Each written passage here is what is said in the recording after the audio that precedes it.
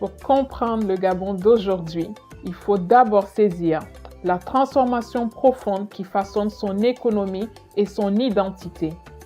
Un pays où nature, ambition et stratégie se rencontrent. Situé au cœur de l'Afrique centrale et bordé par l'océan Atlantique, le Gabon compte aujourd'hui environ 2,6 millions d'habitants et bénéficie d'un territoire exceptionnellement riche en forêts, en minerais et en hydrocarbures. C'est aussi l'un des pays les plus urbanisés du continent.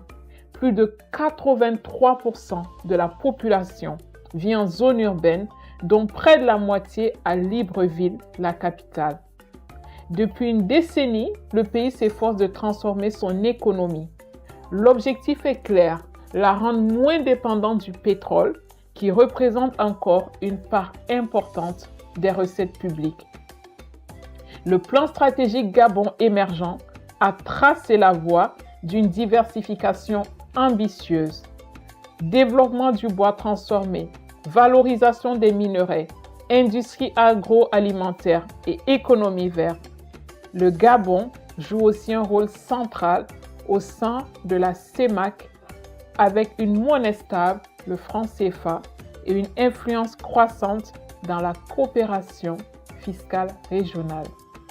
Sur le plan juridique, le pays applique le droit OHADA, garantissant aux investisseurs un environnement légal stable et harmonisé avec les standards régionaux. Derrière ces réformes, c'est une vision qui s'affirme, celle d'un État désireux de bâtir une fiscalité équitable, moderne et tournée vers le développement. Mais pour attirer les capitaux, la confiance est aussi une monnaie forte. Et sur ce point, le Gabon a su bâtir un cadre de protection solide. Il est membre du CIRDI et de la MIGA, deux mécanismes qui renforcent la sécurité juridique et protègent les investisseurs étrangers contre les risques politiques et non commerciaux. Ces adhésions confirment la volonté du pays d'offrir un cadre d'investissement conforme aux standards internationaux.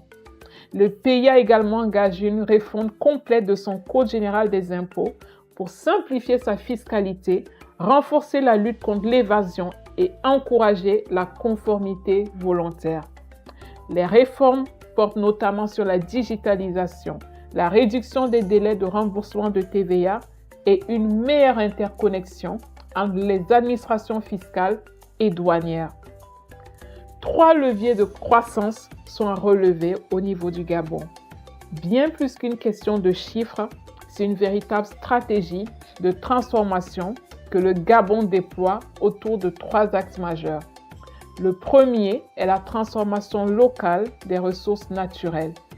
Le bois, dont l'exploitation brute est désormais interdite, illustre cette volonté. Il est désormais transformé sur place. Le Gabon est aujourd'hui le premier exportateur africain de contreplaqués tropicaux et le deuxième au niveau mondial. Le deuxième levier concerne la préservation forestière. Avec plus de 85% du territoire couvert de forêts, le pays s'impose comme un acteur majeur de la diplomatie climatique. Enfin, je dirais que le troisième axe est celui de la transition énergétique et de la valorisation du carbone. Le Gabon multiplie les partenariats internationaux dans l'écotourisme, le marché du carbone et les énergies renouvelables, misant sur son capital naturel pour diversifier ses sources de revenus. Libreville et Port-Gentil deviennent peu à peu des pôles économiques complémentaires, tandis que la ZES de GNOC incarne le modèle d'un Gabon industriel tourné vers l'exportation. Alors, pourquoi choisir le Gabon plutôt qu'ailleurs